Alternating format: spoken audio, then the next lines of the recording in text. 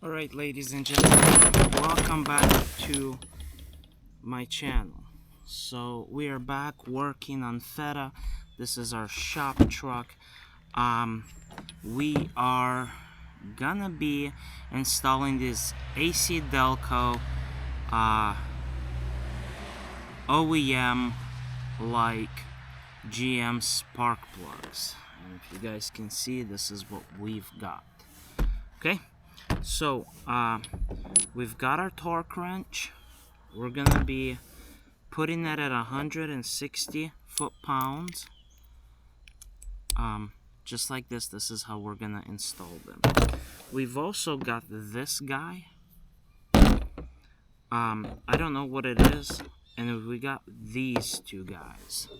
I don't know what these are either.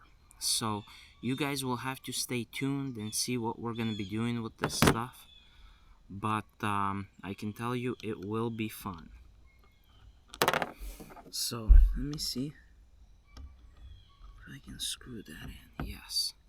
So these are some brake line fittings, and that's all I'm gonna say. Okay, so stick around and watch as I do I don't know how